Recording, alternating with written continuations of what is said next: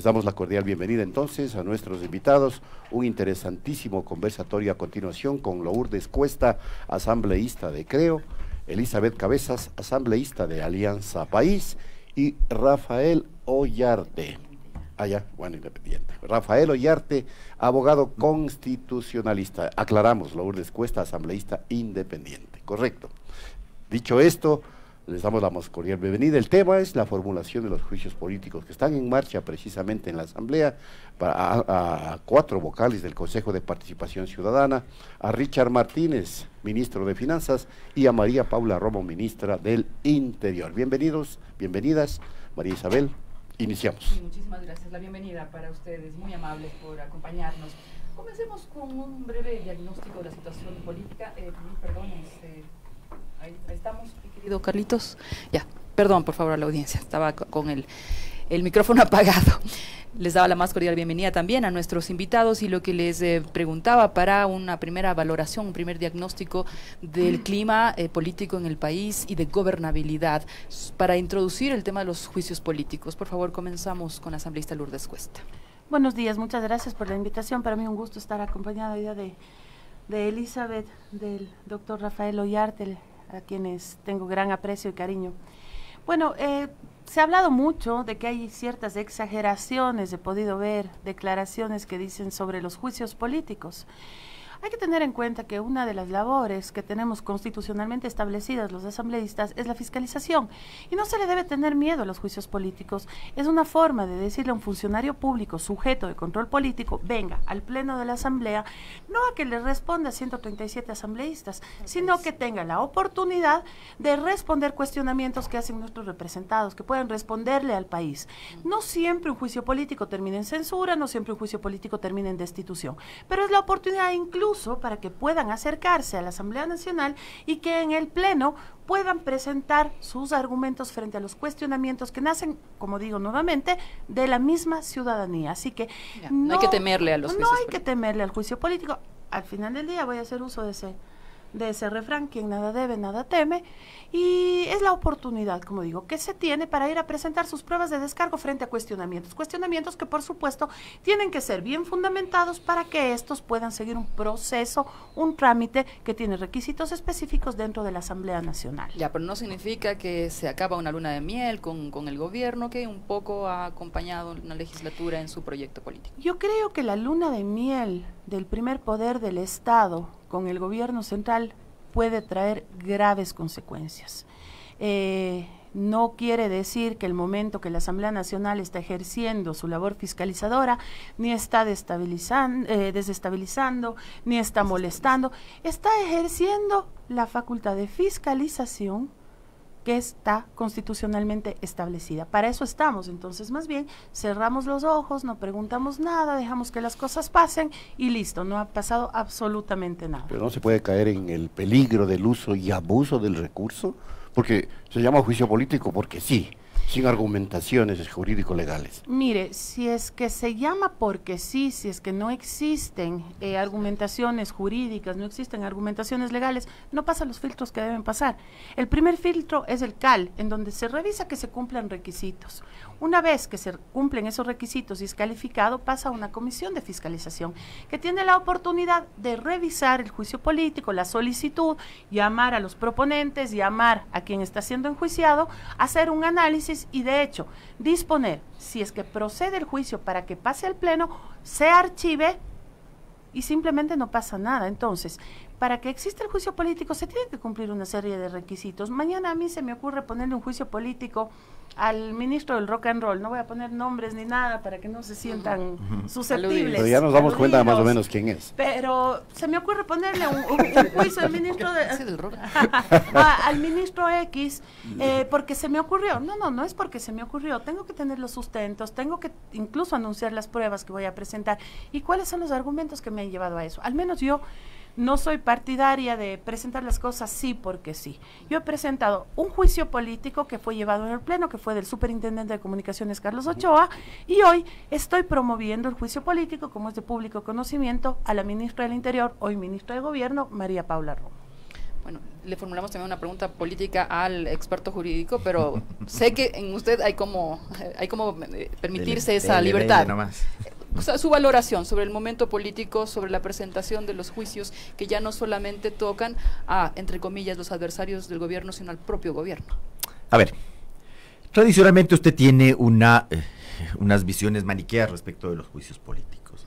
Los unos que te dicen que los juicios políticos son un show político. Yo siempre lamenté que esas expresiones vinieran de los asambleístas. Habían asambleístas que lo decían abiertamente. Esto es su facultad fiscalizadora. Usted no puede decir que es un show político. Es como que me dijera que la presentación de un proyecto de ley es un show legislativo. Pues. Y lo otro, la intencionalidad con la cual tú estás utilizando el juicio político. Vea que en el pasado grandes políticos utilizaron este mecanismo de fiscalización para acrecentar su figura o para bajarse al ministro más importante del régimen. Recordemos los casos de los ministros básicamente de Hurtado y de Roldós. Fue la figura de Febres Cordero que se acrecenta, ¿no? Con esa utilización de los juicios políticos. Ya. Ahora, también hay una parte jurídica que es importante. La regulación del juicio político en el Ecuador es mala. Nosotros tenemos un legislativo monocameral. Claro, cuando tú tienes un legislativo bicameral, tú tienes una cámara baja que aprueba la acusación y una cámara alta que te juzga. Y los miembros de la cámara alta, que son el Senado, no han participado ni en la acusación ni en la aprobación de esa acusación por parte de la cámara baja de diputados, de representantes, o como quieres llamarla. Pero tienes un congreso, una asamblea monocameral, una sola cámara desde el año 79. Y ocurre que en el Ecuador se produce entonces el fenómeno de que el asambleísta o legislador que te acusa también participa a la hora de votar por tu censura. Entonces, te está acusando y a la vez te está juzgando. Entonces le empiezas a quitar esto de que el juicio político tiene mucho de político y a veces muy poco de juicio. Y hemos tratado nosotros en el Ecuador de restringir el ejercicio de la facultad fiscalizadora a través de figuras legislativas impropias. Uno, por ejemplo, la calificación del CAL. A ver, el Consejo de Administración Legislativa no es sino el sucesor de la mesa de administración que tenía el Congreso, que se encargaba de aprobar el presupuesto, los contratos, ese tipo de cosas. Y de repente tú le entregas dos facultades que son impropias para un órgano administrativo. Uno, calificación de proyectos de ley. Y además, establecimiento de prioridad en el debate. Y luego, el tema de calificar las acusaciones constitucionales. Y vimos casos en las legislaturas anteriores de sobrepasamientos evidentes, es decir, que a guisa de cuestión formal decían, no, es que aquí no procede el juicio político porque no hay prueba. O sea, pero bueno, no me puede decir usted que no hay prueba, pues usted es el CAL, no es ni siquiera la comisión de fiscalización. Y ahí viene el segundo tema, la comisión de fiscalización. Claro, en vez de corregir los temas de fondo en el correísmo que se pretendió, pongámosle cortapisa. Yo tengo presidente de la Asamblea, tengo vicepresidente de la Asamblea, tengo segundo vicepresidente de la Asamblea, porque durante los años del correísmo, Alianza País se llevó siempre las tres dignidades. Y encima te pongo un vocal adicional, contra la disposición de la ley que señala que no puedes poner vocal quien ya está representado en el CAL. Entonces ya tenías 4, y a veces 5. Entonces, claro, te llegaban los juicios, las acusaciones constitucionales, buenas o malas, y no pasaban el filtro del CAL. Pero luego de esto me dices que la Comisión de Fiscalización, que según la Constitución solo tiene potestad informativa, puede tomar una decisión, que es archivar los juicios políticos. Oye, no puede ser posible que los ecuatorianos tengamos tan poca memoria que a la Comisión de Fiscalización le llamamos Comisión de Archivo. Hasta ahí quedamos. O sea, si te pasaba el CAL, no pasaba la Comisión de Fiscalización. Y los juicios políticos fueron contados en el correísmo. Generalmente gente que ya le caía mal a Correa. La superintendente de bancos, esta señora... se me olvidó, pero afortunadamente se me olvidó. No, ya déjele nada más tranquilita. Para no mencionar. Para pasarle. Bueno, hay naciones, por ejemplo en el Perú, donde los congresistas del Congreso es monocameral, que acusan, no pueden participar en los debates, y no puede, me refiero en el sentido de debatir el juicio, sí puede participar sustentando la acusación, pero al momento de debatir el juicio no pueden hacerlo, y tampoco pueden votar. 1.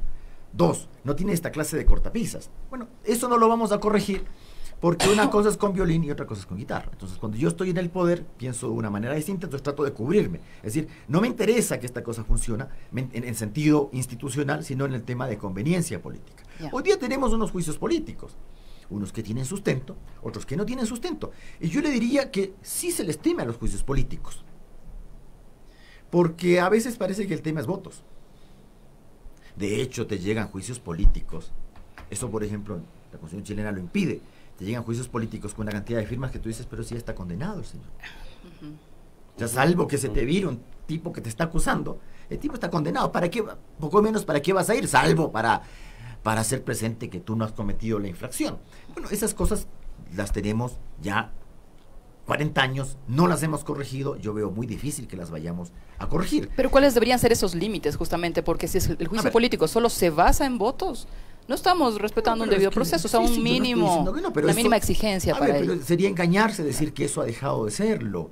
Claro, siempre ha sido el peso de los votos, Sí, de la claro. correlación. Ahora, a mí me encantaría que fuera el tema del argumento. Por ejemplo, ¿cómo puedes tú enjuiciar, y lo voy a decir, si queremos referirnos a un caso concreto, a miembros del Consejo de Participación Ciudadana por incumplir un fallo, cuando la Corte Constitucional ha señalado en 7 precedentes que nadie puede declarar incumplimientos de fallo, ni sancionar ni destituir a ninguna autoridad, sino es la propia Constitución, la Corte Constitucional, a través del procedimiento de acción de incumplimiento de sentencias? Entonces, claro, yo te lanzo una acusación constitucional diciendo ha incumplido sentencia y tú me estás incumpliendo 7 fallos. Ya, pues bonito, a leer un poquito, ¿no? O sea, tampoco me haga una de este calibre, pues. Ya Sustente retomamos. bien la acusación, no me presente una acusación diciéndole al otro lo que tú estás haciendo. Ujú. Bueno, Entonces, ya claro, vamos a obviamente eso. Retomamos justo, ese es un punto clave, pero para este primer panorama, 5 minutos cada uno que han tenido. Por favor, Elizabeth Cabezas. Muchísimas gracias, bueno, gracias Encantado, por la invitación Elizabeth. y un gusto compartir el panel con Lourdes del doctor Ollarte, que casi ya no me deja argumentos para la reflexión después de su larga intervención. Miren, yo creo que el momento que estamos viviendo se lo veía venir. Definitivamente hubo una primera etapa en esta Asamblea Nacional en el que por tiempos además era importante hacer una revisión y se hizo en algunos casos de quienes fueron ministros del periodo pasado. Pero en este momento, luego de haber ya transcurrido 2 años de gestión del nuevo gobierno, yo diría por fuerza, toca y corresponde ir realizando una evaluación de los ministros que eran parte de este gobierno. Definitivamente la conformación de la Asamblea en este momento, que es una conformación tan dividida, tan fragmentada en distintos movimientos y grupos políticos, hace más complejos el poder predecir el resultado de un juicio político. Entonces yo creo que aquí, más allá de las argumentaciones que en muchos casos están dadas cuando se hace el planteamiento ya del juicio político, es importantísimo comentar que eso no es garantía tampoco del resultado. Recordemos lo que pasó hace pocos días con el caso de María Fernanda Espinosa, un caso que venía de tiempo atrás, que se lo había tratado en varias instancias, que se devolvió en algún momento porque no cumplía ciertas formalidades dentro del CAL y que se lo volvió a calificar y que procesó varios temas y varias preocupaciones que eran relevantes y que eran importantes y que sin embargo el momento de la votación no alcanzó los juicios. Entonces yo ahí tengo una coincidencia con lo que decía la asambleísta Cuesta, no necesariamente el llamamiento y que se plantee un juicio político a un determinado funcionario público canta ya un resultado al final de la jornada y al final del proceso que se tiene. Un tema que me parece también relevante comentar es que la Ley Orgánica de la Función Legislativa este momento establece un procedimiento y ese es el procedimiento con el que tenemos que jugar en este rato, ¿no es cierto? Más allá de las buenas, yo diría buenas propuestas que se pueden generar en un momento determinado de que puedan existir 2 cámaras, de que el proceso sea conocido por unos y por otros grupos, este momento hay que jugar las cartas con lo que tenemos y la Ley Orgánica de la Función Legislativa claramente estipula que hay un proceso de calificación del CAL y luego una comisión de fiscalización que analiza, que revisa los casos, que recibe a las partes y que luego elabora un informe que será conocido, debatido y votado en el Pleno de la Asamblea Nacional.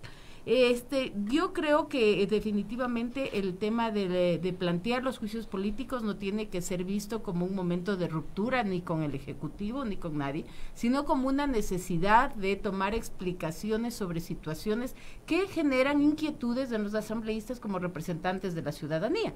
Muchos de los casos vienen por hechos evidentes o acciones de incumplimiento que son clarísimas y que están fácilmente para su demostración, y otras vienen por situaciones en general de un malestar colectivo o de preocupaciones, y voy a poner el caso puntual del ministro de Economía, que ahora esta presión del impago a jubilados se genera una incomodidad y ha generado acuerdos desde la Asamblea también con el Ejecutivo que no se han podido cumplir por la situación económica. Entonces, creo que hay una conjugación de factores de este momento y que no pueden ser vistos como una ruptura ni con el Ejecutivo ni con el gobierno, sino más bien como una necesidad de llamar a ciertos ministros para que clarifiquen posiciones y preocupaciones que son claras y evidentes. Ahora, justamente, Elizabeth Cabezas, expresidenta de la legislatura, parte del bloque oficialista, no le asustan los juicios políticos a funcionarios de este gobierno, que son además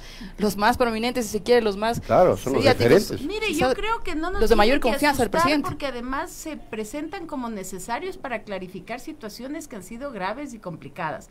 Y en ese sentido, yo lo he dicho antes y lo sostengo ahora, es importantísimo que la Asamblea no renuncie a su rol de fiscalizadora, a su rol fiscalizador, y que lleve adelante e impulse este tipo de iniciativas. El tema del control político y del juicio político no tiene que ser visto como este momento fatal para el ministro o para quien asista, o sea, la parte involucrada, sino como esa oportunidad de clarificar y de dar cuentas a los ciudadanos de su accionar.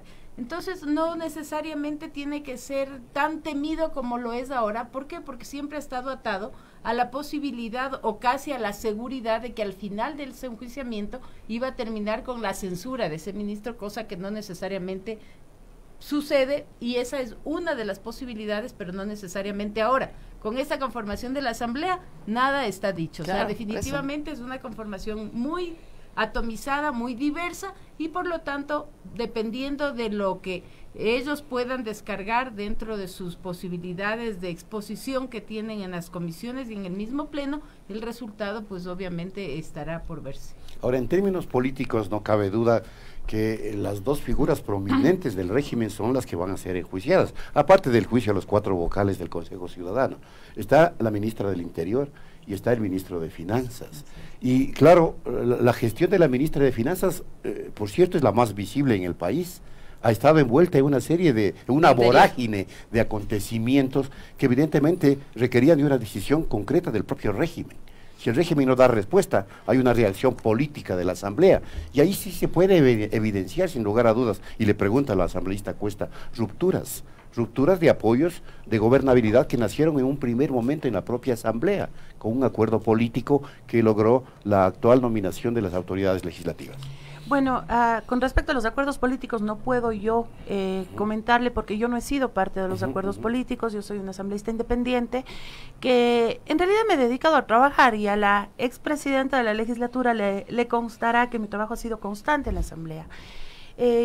Como le decía, sí, por supuesto, son temas de ministros que están muy visibles, y por supuesto que sus acciones u omisiones generan en la ciudadanía grandes preocupaciones. Yo le voy a hablar puntualmente del caso que me compete, por favor, que con el asambleísta Roberto Gómez estamos impulsando esta solicitud de juicio a la ministra del Interior. Si vamos por las calles y preguntamos a los ciudadanos qué sienten, nos dicen inseguridad. Entonces, claro, esto veníamos revisando ya desde hace algún tiempo atrás, una serie de incumplimientos por parte del Ministerio del Interior frente a la seguridad de los ciudadanos, que esa es una de las causales del juicio político que estamos por presentar. Es esta inacción frente al cuidado y a la tranquilidad que debemos tener los ciudadanos. Está el tema de la crisis carcelaria, que por más que en muchas ocasiones la ministra ha tratado de lavarse las manos y decir yo no tengo nada que ver, hay decretos ejecutivos de este año del señor presidente de la República que encargan al Ministerio del Interior precisamente este cuidado que debemos tener de los privados de libertad, que pueden haber cometido delitos, que por el motivo que fueran se encuentran privados de libertad, pero que son seres humanos y que tienen derechos y que tiene que precautelarse la vida de ellos. Hemos visto con horror, porque creo que no existe otra palabra, cómo se ha jugado fútbol con la cabeza de un privado de libertad. Estamos viendo muertos todas las semanas. ¿Y qué es lo que nos dicen? No, es que la policía no puede entrar al centro de rehabilitación. Y por otro lado, vemos que dentro del centro de rehabilitación se secuestran policías. Entonces, ¿qué mismo? ¿No pueden entrar? Sí pueden entrar. ¿Qué pasa con estos decretos ejecutivos que dicen encargamos su ejecución al Ministerio del Interior? Claro. De hecho, no se soluciona y sigue agravándose la situación. Por eso ampliamos la situación de emergencia. Entonces, si vemos nosotros y leemos esos decretos, existe inacción al punto que tiene que emitirse otro decreto ampliando la situación de emergencia. Más allá de todo esto está este caso que, voy a usar una palabra con doble sentido, ha causado revuelo. El tema del uso de las aeronaves policiales. ¿Qué sucede? Llega a mi despacho una denuncia. Yo soy funcionaria pública, tengo obligación legal de actuar frente a denuncias. Si me quedo callada, soy cómplice. Entonces, ¿qué es lo que hice? Traslado esta información aquí en el ente de control, que es la Contraloría General del Estado, el llamado a precautelar el buen uso de los bienes y dineros públicos. Se filtra este documento. Se filtra, no lo hice yo, podía hacerlo tranquilamente como hacemos los asambleístas. Hoy he solicitado tal cosa, hoy he pedido tal cosa y uno sube los documentos, no lo hice. Y resulta que una vez que se filtra este documento comienzan los dimes y diretes, pero no conmigo, sino entre los mismos involucrados. Sale la ministra en primera instancia a decir que es mala fe de mi parte porque eso no ha existido, que el 2 de marzo ha estado con el presidente Guaidó en Salinas. No, el oficio hacía referencia al 3 y al 4 de marzo. Sale el secretario a decir que es una mentira y mala fe y demás. Resulta que después el secretario se consigue una entrevista en un medio de comunicación y él mismo dice... Acepta. Nos trasladamos con mis hijos al balneario de Casablanca porque no tenemos plata. Y algo más grave todavía, dice. Hicimos eso, ¿por qué? Porque la policía no podía garantizar nuestra seguridad. Yo me pregunto algo. Si la Policía Nacional no puede garantizar la seguridad de su máxima autoridad, de su jefa, ¿en qué manos estamos los otros ciudadanos, pues? Entonces sale el secretario a decir, sí, nos fuimos porque teníamos un feriado planificado, nos fuimos a Casablanca. Después sale la ministra a decir que no ha sido así, que han sido declaraciones apresuradas. Que se ha equivocado. Estos dimes y diretes son entre ellos. Sale uno, habla, sale el otro y desmiente. El otro sale a desmentir la desmentira. Entonces, como digo, este revuelo lo ocasionan ellos. Me ha llamado tremendamente la atención otro tema. Hace 2 días estuvo en un medio de comunicación la señora ministra, en donde le preguntaban que por qué en la bitácora de la policía, del piloto, no consta el nombre de los niños. Porque aquí lo que se cuestiona es que incluso se suben niños en estas aeronaves que tienen usos específicos. Y ella dice que por seguridad se han ocultado los nombres. A mí me queda una duda. ¿Puede cualquier funcionario público con acceso a aeronaves ocultar los nombres de pasajeros, pedir a la policía, pedir a los pilotos que se oculten los nombres de pasajeros? Quiere decir que el día de mañana se puede utilizar por un funcionario inescrupuloso una de estas aeronaves para sacar un delincuente y decir, ¿sabe qué? No le ponga usted el nombre. O peor aún, claro, que Dios no quiera, se da un accidente en una de esas aeronaves y no sabemos quién estaba dentro. Yo les recuerdo, ya hubo un caso terrible, muy doloroso para Cuenca, una muy querida ministra cuencana, la doctora Guadalupe Larriba. Su hija estaba en una aeronave de las Fuerzas Armadas, hubo un accidente fatal. El Estado ecuatoriano tuvo que reparar a la familia de la señora ministra, precisamente por este tipo de situaciones. Otro tema, en exactamente la misma fecha del cuestionamiento del uso de aeronaves, el día 3 de marzo, aquí en Quito, en el Parque Bicentenario, hubo el accidente de un helicóptero de aeropolicial. El general Espinosa Los Monteros fue dado de baja. ¿Por qué? Porque su señora esposa estaba en esta aeronave. El señor general apeló esta decisión ante el Ministerio de Interior y la ministra le dijo no. ¿Por qué? Porque hay un mal uso de las aeronaves. Entonces, la ley es para todos, es solamente para algunos. ¿A quién medimos con una vara? ¿A quién medimos con otra? Y aquí se ha hablado de una indelicadeza. Para mí no es una indelicadeza. Para mí es mal uso de bienes públicos. si Contraloría incluso empieza a hacer su investigación, podría encontrar indicios de responsabilidad penal. Está la figura del peculado. ¿Qué diferencia tiene el uso de una aeronave policial para vacacionar con, por ejemplo, una de las causales del juicio político que se presentó en contra de María Fernanda Espinosa, que era el uso del avión presidencial para una campaña personal? Porque esa era una de las causales, si no recuerdo mal. Hay una prohibición legal de que los funcionarios públicos utilicen vehículos del Estado durante el fin de semana, por ejemplo. Entonces, quien está llamado a cuidarlo mucho también tiene que cuidarlo poco. Si es que digo que es una indelicadeza utilizar nada más el vehículo de la policía para trasladarme de un lado al otro, entonces, ¿qué más puede ser llamado una indelicadeza y no peculado? Otra cosa, aquí nadie cuestiona la seguridad de la señora ministra, ni del señor secretario, porque sí se trató de dar la vuelta a la información, que necesitan seguridad. Por supuesto que necesitan seguridad.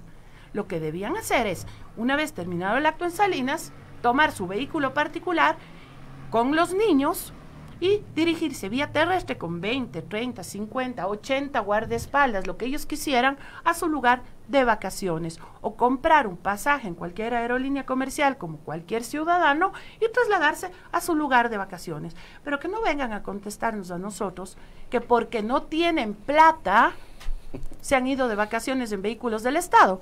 ¿Cuántos ciudadanos hoy, que estamos justamente en periodo de vacaciones de los chicos, no tienen para salir ni de aquí al zoológico de Guayabamba? Y a mí esas declaraciones me han parecido hasta ofensivas. No tengo plata, no soy Correa. ¿Por qué? Porque el momento que uno cuestiona a cualquier funcionario de este régimen, inmediatamente le están diciendo que le hace coro al correísmo. Entonces, ¿qué quiere decir eso? Que los funcionarios del actual régimen tienen patente de corso para hacer lo que les plazca, para hacer lo que les guste, porque caso contrario es hacerle coro al correísmo. Yo no estoy aquí para hacerle coro a nadie. Yo he sido muy cuestionadora, yo he cuestionado muchísimo el régimen del presidente Correa, he cuestionado el régimen del presidente Lenín Moreno, aplaudiré todo lo que esté bien hecho y seguiré cuestionando sin hacerle coro a nadie, sino en uso de mi facultad de fiscalización como legisladora, a quien la ciudadanía me pida que fiscalice y con quien encuentre argumentos para hacerlo. Ahora, que sería bueno escuchar el audio número 2, por favor, Carlos, donde la ministra del Interior justamente dice que Iván Granda, el secretario anticorrupción, dice que perdió la paciencia con Carlos Vera y dio una respuesta equivocada. Escuchemos para que sirva de argumento político. Entiendo que Iván perdió la paciencia y que él no quiere decir en televisión el riesgo que corren sus hijos, y que él no quiere mostrarle en televisión los tweets de amenazas que yo se los voy a dejar aquí. Y me parece que lo explicó muy mal. Pero cuando Carlos Vera le pregunta, ¿por qué no toma avión privado?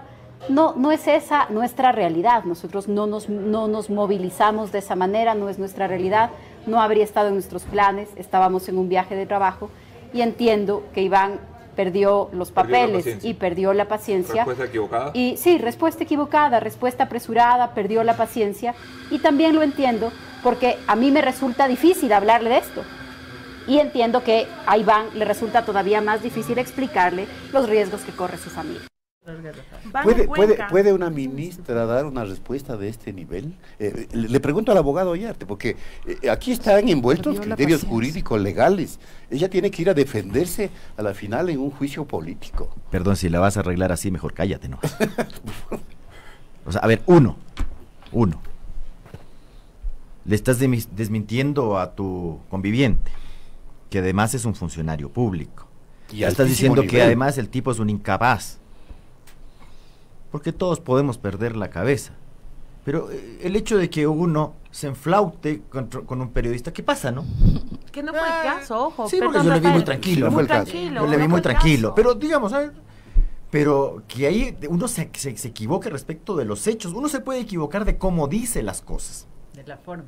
Exactamente. Pero no te vas a equivocar respecto de los hechos que estás relatando. Te puede salir feo, te puede salir bonito. Pero el hecho es que el señor ha dicho que porque por razones de seguridad, la parte estúpida de lo que ha dicho el señor Granda es la parte de decir, es que no tengo plata y no soy Correa. Bueno, eso no justifica absolutamente nada, es la peor respuesta que pudiste haber dado, pero es una cuestión política. Pero el asunto es que hay una confesión que tú le puedes, de parte. Bueno, que tú le puedes caer al tipo por decir una de ese calibre, pero él está señalando que por razones de seguridad no pudieron ir por tierra o lo que sea, o irse en un avión o lo que sea, sino que tuvieron que tomar el helicóptero de la policía para ir a Casablanca, donde vas a echarte vacaciones con tus hijos y con tu conviviente. Y la otra te desmiente. Cuidado con esos desmentidos, porque bitácoras hay. Entonces tampoco es que... O sea, ¿tú qué me vas a decir? Yo recuerdo que al señor Bill Clinton, porque esa es la diferencia entre nosotros, que ya estamos acostumbrados a todo esto. Oiga, hemos visto tanta trafacía, que yo vuelvo para atrás. ¿Cómo así le votamos a Bucaram? Por nada entonces se le ha votado al señor. Si empezamos a comparar, pues, que si el viaje es más largo, que si el viaje es más cortito, que esto, que lo otro. Ve, tú metes las patas políticamente y tienes que responder. Hay un señor vicepresidente en Uruguay que por utilizar la tarjeta de crédito, que no es que el señor le estaba pasando la cuenta al Estado, sino que utilizó la tarjeta de crédito oficial para pagar una cuenta personal. Nadie estaba diciendo de que el señor no iba a sacar de su dinero y ya iba a hacer el depósito. El mero hecho de utilizar un plástico para un tema que era institucional le costó el cargo al señor. Uruguay, no estoy hablando de Noruega ni de Suiza, estoy hablando de aquí a la vuelta nomás. ¿Para qué le voy a decir los casos en que han tenido que renunciar ministros? Porque se los ha pescado tomando champán de $500 cuando su país está en crisis, Francia. Pero aquí todo lo explicas y aquí todo lo justificas. De la peor manera. Además, el tema de la ministra Romo, no solamente el tema del helicóptero, es el resto de cosas. Claro. Pero el Ecuador es uno de los pocos países donde un político no solamente no te da explicaciones, sino que se cabrea. Perdón que utilice esa expresión. Y es la verdad. Pero claro, o sea, aquí basta con enojarse. Es decir, aquí basta con decir, yo compro con mi y me enflauto y se acabó. Perdón, el tema de las cárceles no depende de mí. Ay, no, perdóname, ya eso es no abrir ni siquiera tus propios reglamentos, pues. O sea, ¿qué estás haciendo entonces? Que es complicado el ejercicio del poder, pero por supuesto, pero ¿para qué te metes? Por ejemplo, hay una cosa que yo no acepto. Que un político le eche la culpa al anterior. Yo no estoy diciendo que el anterior lo ha hecho estupendo. Pero si te parece que está muy mala la cosa, y que tú no puedes con el cargo, no lo aceptas nomás. Pero aquí todo el mundo acepta el cargo y luego se te pone a dar explicaciones. Yo leo los fallos de la Corte Constitucional actual. En todos los fallos aparece el tema de que irresponsable es la Corte anterior. Vea cómo... Hijito, 6 meses lleva y sigue haciendo lo mismo. Entonces, ¿qué me estás diciendo del anterior? Dedícate a hacer lo tuyo y demuéstrame que no eres como los anteriores, nomás. Déjate de dictar fallos de conveniencia. Déjate de decir que los plazos corren para la Corte Cervecera y no para vos. Como el último fallo que salió a publicar la semana pasada respecto a los asuntos populares. Para los anteriores sí corren los 20 días, para mí no. Por Dios, una indecencia. Pero bueno, ya estamos acostumbrados a eso. Entonces, en el caso de la señora Romo, digo, bueno, los juicios políticos son políticos, ahí se contran votos nomás. Y llegaremos a acuerdos y cosas por el estilo, porque ese es el sistema de juicio político nuestro. Yo al tema de Richard Martínez le veo muy complicado. Ya vamos a Richard Martínez, pero antes, para continuar sobre el caso de la ministra Romo, por favor, Elizabeth Cabezas. Listo, yo coincido, creo que aquí hay varios eventos, no solamente es el mal uso de un bien público, como se ha evidenciado con esta situación que ha sido Voz Populi y ahora está ya hasta hecho una telenovela por el romance entre los involucrados, pero definitivamente creo que hay otras responsabilidades que son de mayor peso y fuerza, sin desmerecer lo delicado del hecho que ahora es, yo diría, el más sonado o el más conocido. Y esto viene de meses atrás, no es una situación de último momento, son varias situaciones que se han ido acumulando. Recordemos lo que pasó en Ibarra hace algunos meses con la muerte de una ciudadana en manos de un señor venezolano, a vista y paciencia de efectivos de la Policía Nacional. Recordemos la situación de las cárceles, que han sido varios los eventos en varias ciudades. Tuvimos un amotinamiento en la ciudad de Latacunga, tuvimos una fuga en la ciudad de Portoviejo, tuvimos una situación compleja en la cárcel de La Roca en Guayaquil. Es decir, han sido varios los hechos en una situación muy cercana, si es que no era de responsabilidad directa del Ministerio del Interior, de la policía, con la Policía Nacional. Entonces sí me parece que es un tema bastante delicado, es totalmente entendible que las responsabilidades del Ministerio del Interior y de una Secretaría de la Política obviamente exponen además en mayor nivel a quien sea la cabeza de esos ministerios, pero es obvio que también eso no es una justificación bajo ningún punto de vista para que no se actúe con la probidad y con la decisión que casos como estos así lo requieren. Entonces yo creo que hay un espacio importante para que se planteen estas preocupaciones, que entiendo la siguiente semana lo van a presentar de manera formal quienes son los proponentes del juicio político, y también habrá el espacio suficiente para que quien está involucrada en este hecho pueda dar sus descargos, pueda exponer sus motivaciones previo a tomar una decisión. Como digo, este momento no está nada dicho, todo dependerá de los votos en el pleno de la Asamblea, pero al menos habrá la gran oportunidad de que se expongan, se expliquen y se den las argumentaciones de cada uno de estos casos que van a ser planteados como motivaciones de un juicio político que ya está en camino. El bloque oficialista Exacto. va a defender la gestión a rajatabla de la ministra, porque es evidente los fallos, es evidente, usted lo acaba de describir. Sí, bueno, nosotros no hemos tenido una reunión para hablar todavía de este tema, lo haremos, yo asumo el momento en que ya formalmente esté presentada la propuesta del enjuiciamiento. Hay voces, yo diría, divididas dentro de la bancada, porque habemos quienes somos críticos, y yo he sido una de las personas que también me he caracterizado por hacer crítica a las distintas instancias y a las distintas épocas de los gobiernos. Dentro de Alianza País también yo siempre tuve algunas voces críticas con el gobierno pasado, a pesar de ser una militante del movimiento, y ahora lo propio siendo militante del movimiento de Alianza País. Entonces yo sí creo que aquí no vale la pena ponernos una venda en los ojos y ser ciegos a las situaciones, porque esto lo único que nos va a generar es que la situación se vaya empeorando con el transcurso del tiempo.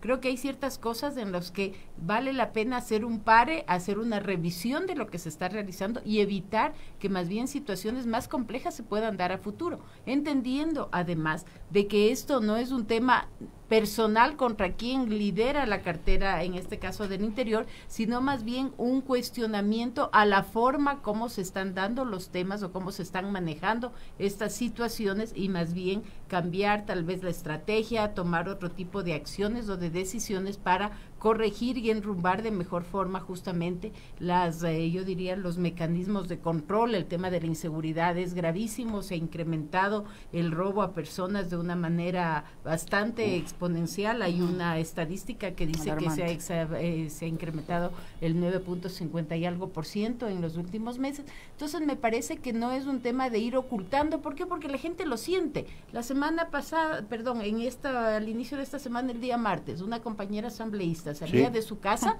en la puerta de su casa en la República del Salvador y Portugal, fue asaltada por perdón decirlo, pero era un señor venezolano que iba en una motocicleta, que le arrancó la cartera y se les llevó la cartera. Entonces ya uno lo siente cada vez más cerca. Ojalá y Dios quiera que no nos pase directamente, pero ese malestar y esa preocupación ya se va sintiendo, se va comentando, y hace que la ciudadanía sienta cada vez más inseguridad, y eso es un sentir incómodo y molestoso. Y que hay un responsable del asunto o una responsable del asunto. Perdone la interpretación, pero entonces Elizabeth Cabezas no va a defender lo indefendible, no así necesariamente el resto de la bancada. Efectivamente, creo que esto lo vamos a tener que discutir cuando ya lo tengamos de manera formal, pero nosotros, y creo que lo más sano es ser autocríticos de los errores que estamos cometiendo, porque eso nos va a ayudar a corregir los errores y a tomar acciones que puedan mejorar y puedan cambiar el rumbo de la situación. Ahora tenemos que insistir en el mismo tema todavía un poquito más, porque la ministra ha dicho lo siguiente, que un ministro no puede ser llamado a comparecer. El expresidente prohibió a los ministros dar información a los legisladores, incluso se hizo una reforma para que solo el presidente o vicepresidente de la Asamblea lo haga, o sea, solicite información. Escuchemos. Tenemos muchos años de pensar, y no solamente de pensar, sino de mirar, que un solo partido decide todo. Decide que ningún ministro puede ser llamado, no digamos a juicio, no puede ser llamado a comparecer. Si ustedes recuerdan, el expresidente dio una instrucción a los ministros, prohibió que entreguen información a los legisladores. Sí. Peor que vayan a la Asamblea Nacional, hicieron una reforma para que solamente el presidente de la Asamblea o la presidenta de la Asamblea pueda convocar a un ministro. Correcto. Ahora vamos 20 ministros a la semana. Vamos 20 ministros porque estamos completamente al otro lado. Sí. También es porque estamos en otro momento, porque no estamos en un momento de una mayoría absoluta y esto implica construir unos acuerdos. Bueno, son argumentos, asambleísta Cuesta, que exhibe la ministra. Es que solamente quería complementar una idea, claro que por favor, sí. Elizabeth. A ver, efectivamente lo que dice la ministra fue así. En el periodo pasado había un pedido expreso del presidente de que además toda solicitud de información pase por la presidencia de la Asamblea Nacional. Debo comentar que eso se cambió porque la ley en la Constitución prohíbe pues que haya intermediarios en el pedido de información. Los asambleístas tienen toda la potestad de hacer los requerimientos de información que así consideren convenientes y de manera directa a las instancias y a las instituciones que tienen que proveerles de dicha información. Y justamente durante mi presidencia hubo la solicitud y el pedido reiterativo del asambleísta, si no me equivoco, de Fernando Casejas, quien planteó por varias ocasiones que este sea un tema que se trate en la asamblea. Y pero entonces no debería llamarle la atención. Y ahora ya es un tema que además que nunca debió haber sido así, o sea, siempre debió el asambleísta, porque así está facultado de acuerdo a la ley, pedir la información de manera directa a las instituciones y ahora así se hace. El tema de las comparecencias es real, ahora hay unas convocatorias permanentes y constantes a los ministros que entiendo incomodan, pero perdón, esa es la potestad y la facultad de la Asamblea Nacional y como hablábamos antes de entrar acá a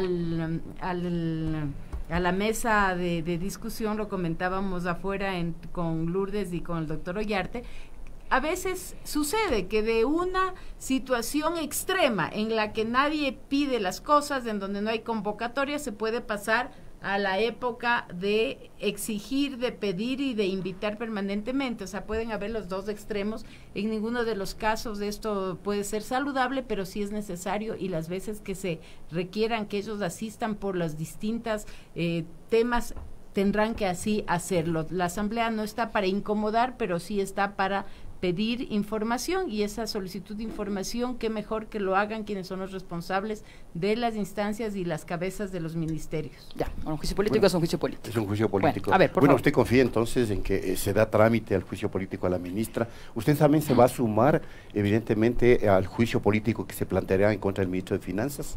Bueno, yo no he firmado la solicitud de juicio político del señor ministro de Finanzas, en realidad no me han pedido la firma, no he revisado los argumentos. El momento que llegue a mis manos, por supuesto, lo revisaré y revisaré si es que existe o no existe el fundamento respectivo. Pero el juicio político, en el caso de la ministra del Interior, está. Tenemos ya las firmas necesarias, no lo hemos presentado todavía porque algunos legisladores nos han dicho que les esperemos para su firma entre el día lunes y martes, que estaríamos presentándolo. El trámite tiene que darse.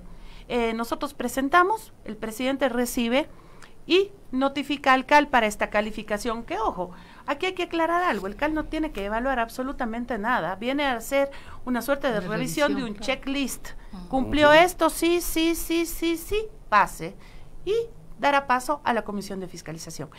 No existe motivo legal, no existe motivo alguno para que los miembros del CAL puedan rechazar o no calificar este juicio político. Sería realmente un desacierto por parte de los vocales, porque como digo, en este caso se han cumplido absolutamente todos los requisitos formales que pide la ley. Doctor Ollarte. Sobre el ministro Vamos sobre el ministro de Finanzas. En el caso del ministro de Finanzas, señor Martínez, yo veo la cosa más complicada, porque claro, en un juicio político tienes que imputar una infracción, incumplimiento de funciones, en el desempeño del cargo, o sea, no es cualquier cosa. Como ministro muchas veces te ves abocado a ciertas dificultades. Eso no necesariamente va a implicar una infracción, es decir, que no tengas plata para pagar. A ver, ¿es una infracción imputable al ministro o es una circunstancia que se está presentando? Yo creo que es una circunstancia que se está presentando y que hay que afrontar del mejor modo posible. Pero imputarle lisa y llanamente que por ese hecho has cometido una infracción, yo lo veo difícil. Difícil en el sentido jurídico, no en el sentido político. En el sentido político el papel aguanta todo y las acusaciones pueden prosperar y te puedes caer. Eso también puede acontecer. Caso Consejo Ciudadano, que Ahora, parece va por ahí. Sí, pero en el caso de Richard Martínez, bueno, tendríamos que ver una acusación interesante, es decir, a ver, ¿qué has hecho? ¿Estás jugando más con los bonos? ¿Estás haciendo aparecer como deuda lo que es un gasto corriente? ¿Qué estás Incumplimiento haciendo? de la ley amazónica de las regalías Las petroleras asignaciones para los cantones amazónicos. Claro, ahora también tienes que ver cómo estás haciendo la distribución, y una cosa es discrepancia respecto de cómo haces la distribución, otra cosa es que eso sea constitutivo de infracción, porque también hay cuestiones que deben quedar sometidas a la justicia ordinaria, es decir, respecto del tema de, por ejemplo, acción por incumplimiento, respecto de las normas contenidas en la ley amazónica. Es decir, no lo vas a poder solventar. Eso no es incumplimiento de función. Exactamente, es decir, a ver, una discrepancia en cuanto a la interpretación que tú le estás dando a una ley no es en sí mismo una infracción. Tú puedes discrepar. Una cosa es saltarse la norma y otra cosa es que tú discrepes de cómo está aplicando la norma o cómo la está interpretando. Ya. Es decir, son dos cosas distintas. Eso no lo vamos a evaluar. Le recuerdo que a través del juicio político usted lo que hace es sancionar la comisión de una infracción, y no, este es un régimen presidencial, no es un régimen parlamentario, donde usted puede discrepar de las políticas y de cómo las lleva. Eso no puede hacer en un régimen parlamentario. Es decir, vea, a mí no me gusta la política del ministro de Educación en tal cosa.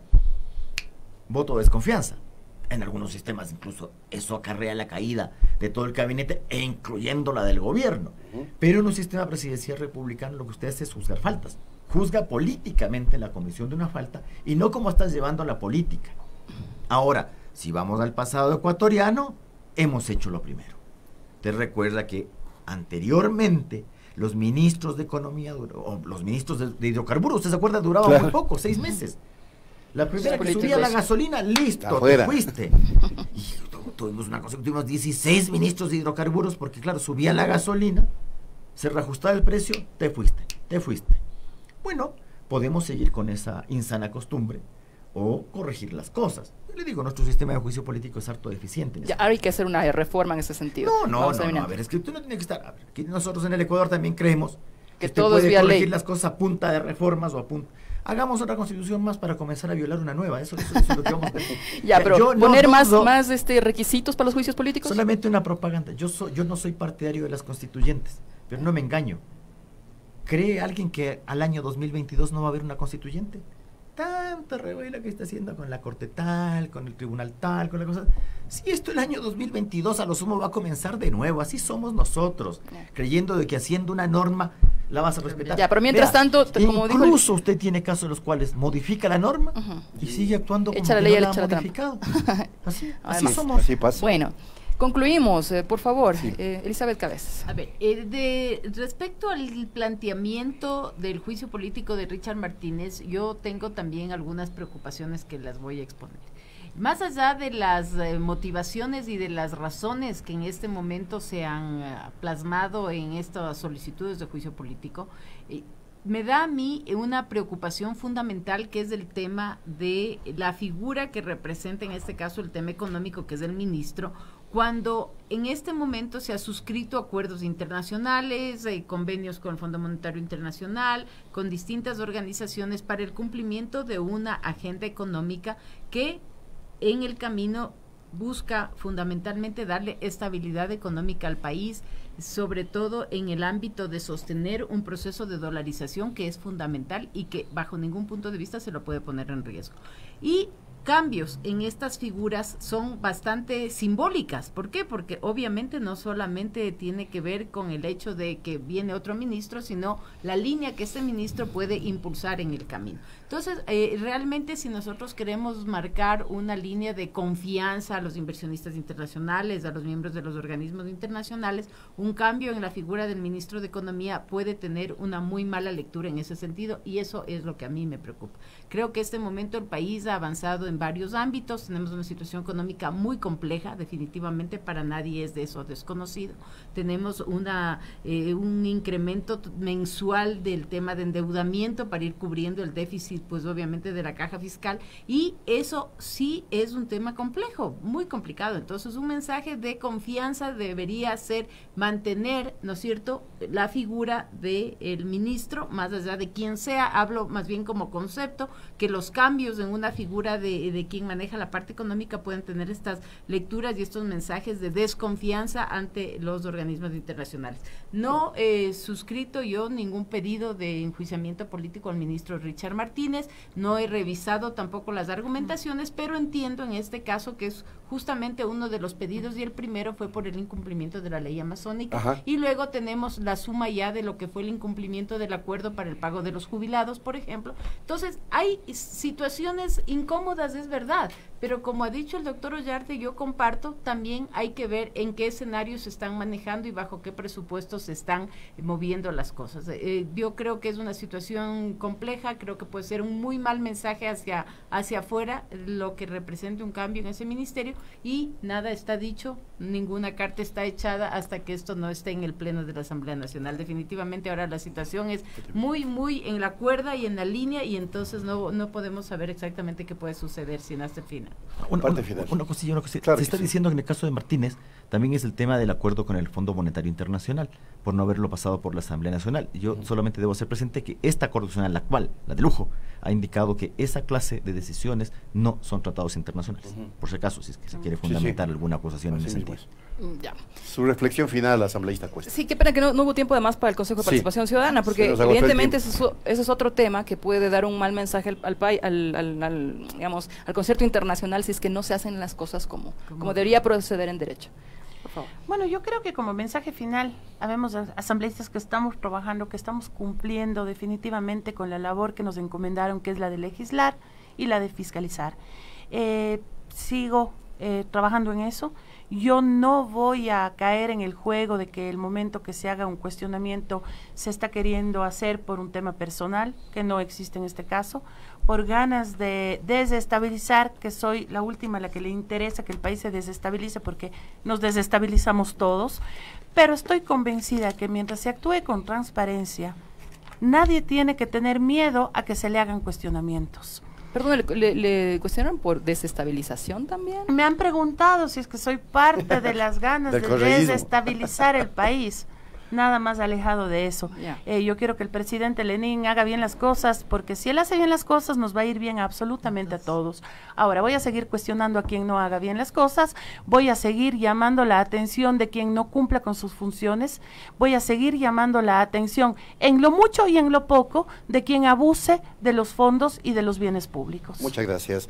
Un minutito, doctor Ollarte, y nos despedimos. Sí, respecto del Consejo, debo hacer presente que lo que hay que hacer no es esta cuestión de yo me saco a los consejeros que no me gustan, al final fueron votados, pues, ¿para qué la gente elige? Pues entonces, a mí no me gustó esa elección, yo la impugné y me dijeron que no habían cautelares y que había que hacerse la elección, se hizo, da el resultado, no me gusta y ahora uso el juicio político para sacármelos de encima. Además debo hacer presente que la Corte Constitucional ha tomado una decisión desacertada a mi juicio y terrible, en el sentido de decir que por efecto de los pedidos de dictamen para reforma constitucional para desaparecerle al Consejo de Participación o para restarle la facultad nominadora no corren los 20 días.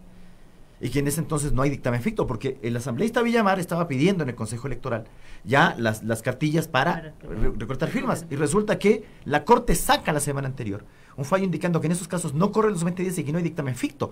Entonces, la primera cosa que uno dijo, bueno, a ver, resulta que para la consulta de febrero del año 2018 dijimos que había dictamen ficto y se contenían 2 enmiendas constitucionales. ¿Qué me está diciendo la Corte? Que no se podía hacer la consulta. Claro. Porque no había el dictamen ficto. Ni siquiera sabes lo que estás escribiendo. Y ahí sacan un comunicado de prensa, segunda balazo en la pierna, porque para esto te quedas callado nomás y dejas que esta cosa pase por debajo. Porque poca gente se da cuenta, parece, de esta cuestión. Y dicen, no, es que esto es para el futuro. Pero lo estás aplicando con casos ya presentados. Porque los 2 casos que no resolviste ayer son casos presentados antes de ese dictamen. 1, 2. En el caso de el dictamen para la consulta de febrero de 2018, tampoco es un caso resuelto, porque no tienes dictamen. Segundo balazo en la pierna. A mí me parece impresionante quién está escribiendo los comunicados y quién está tomando decisiones en la Corte Constitucional.